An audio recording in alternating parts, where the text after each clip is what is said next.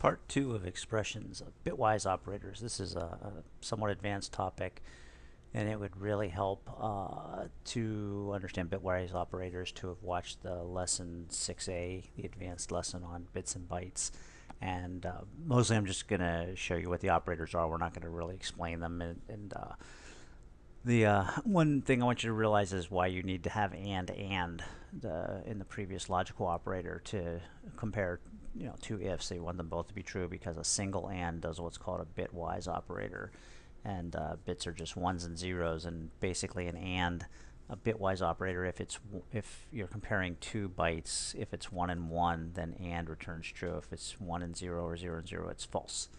So it's just at the bit level, and can be very useful in embedded programming and and for the robot. You end up using these a lot, so we'll talk about them in the future. So the single pipe is an OR. We can talk, this is just Boolean logic, an exclusive OR. One's complement is like a not, turning all the zeros to 1, all the ones to 0, and then you can move bits to the right, move bits to the left. And sometimes moving bits can, if you need to divide or multiply by 2, that's the same as shifting one place, so it can be faster sometimes. But we'll talk about all this in the future when we get into more advanced topics.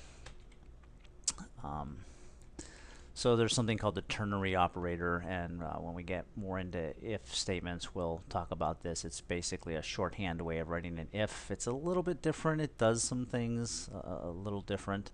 I think sometimes it's the right tool to use, and other times I think it can make code harder to understand. It looks like this. You put some expression that will evaluate to true or false, and if it's true, you put an expression here that you want executed, and if it's false, you put a colon and you put the expression you want executed in false. And this probably seems confusing. We haven't even gotten to if, so when we do, we'll come back to this and talk about it.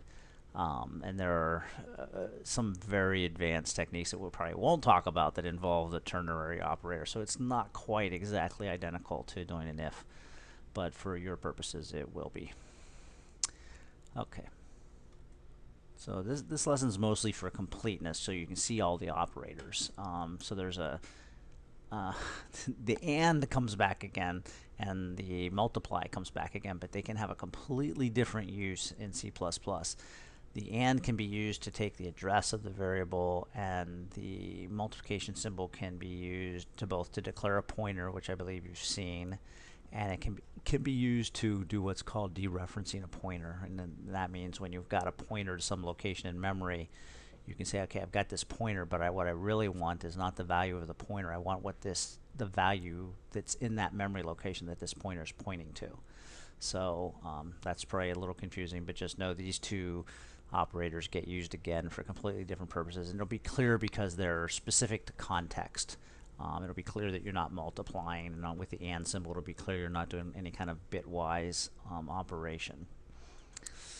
There's also something called the comma operator, and it looks like you can do things like this: x equals y equals 3, put a comma, and then have another expression. I never really use it for this. The only time I've ever used it is you can, in another statement we haven't gotten to, a for statement, you sometimes initialize the loops, and sometimes you can set up initial conditions by initializing more than one variable at the beginning of a for statement by using the comma operator. So again, it's something that if you see in code, we're not going to use it very much. You'll know it exists. And size of, we have talked about, and you've used it in class. It's really an operator.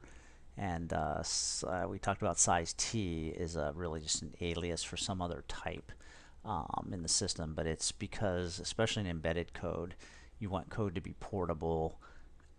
When you move from different processors, size t is sort of the portable way when you're getting sizes of things. And you'll notice in the standard library a lot of things return size t or take size t.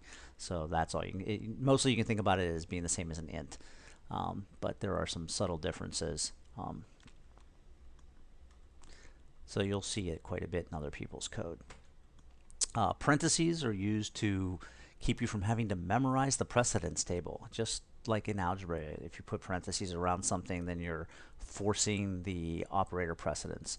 So plus and divide and multiplication, if you don't want to remember, and in C++, there's a lot more operators. So if you don't want to memorize, and there are tables that'll show you what the precedence is, but if you don't want to memorize it, it makes your code much clearer to just put parentheses where it's needed to force certain operations to finish before you do other operations. Okay, another sort of gotcha in C++ is this looks pretty straightforward. X equals, we're going to call a function called f of 1, and we're going to add that and call a function called f of 2. And most of the time this isn't going to cause any problems, but if you're expecting f of 1 to always be called before f of 2, you know, maybe you're committing a sin and using global variables, and f of 1 is setting up a global variable that you expect f of 2 to use, you're going to end up with a bug. The compiler doesn't have what's called a sequence guarantee point here, so it doesn't guarantee that it will call f1 before it calls f2. You'd think it would, but it doesn't. You can force it with parentheses. Gets kind of ugly. So it's much better to just put them on separate lines. Put x equals f of 1. Now you know that f of 1 has happened. And in the next line you say x equals x plus f of 2. Okay, a couple other operators are the dot operator and the dereferencing operator. They're for structures and classes, which we haven't talked about much yet. The dot gets used for solid objects. The dereference gets used for pointers. And we'll get into all this later. Casts are another thing. Sometimes this happens invisibly. The compiler, when you try to assign an int to a double, it'll cast upwards for you. But when you go the other way, when you want to lose precision, the compiler will not do that for you, but you can sometimes force it when you know it's safe. So the old way of casting in C, very short, is just to put the type, put parentheses around it, and actually you don't even need the parentheses around y here. You just put it around what you're casting to. It's hard to find these because it's such a common term. So in C++ they come up with a new, safer way of doing things, and we'll talk about it more in detail. But there's multiple versions of casting, but this is a common one: is static underscore cast. In brackets you put what you want it casted to. Now you do need the parentheses around what you need, and this is kind of ugly, but it makes it easy to find in your code, because usually these things, well, you know, casting it into an int is useless, but usually that's not what you're doing. And they can be dangerous, so it's good to make them stand out with this sort of ugly syntax. Okay, so extra spaces don't matter in some advanced stuff in templates. There are times when you must use them. Formatting your code like Eclipse, I have my keyboard set up a little differently, so I'm not sure. It might be Control F or Shift Control F. On yours, it will automatically reformat your code for you. So if you have a preference and somebody you code with has a preference, you can easily just hit the keystroke to reformat the code. Extra parentheses do not slow things down, so if it helps make things clearer, use them. And there's a shorthand used quite frequently in C++, and that looks something like this: x plus equals 1. So that's the same as saying x equals x plus 1. And you can use this for basically all the operators. Okay, and this is just saying doesn't really do anything, time multiplying a number by 1. But you'll see this a lot, and you'll find probably yourself using it just because typically your variables aren't named x. They usually have more meaningful, longer names. So instead of having to type it twice, you can just do this. Okay, so that's it. And obviously in the next lesson we'll get into program control.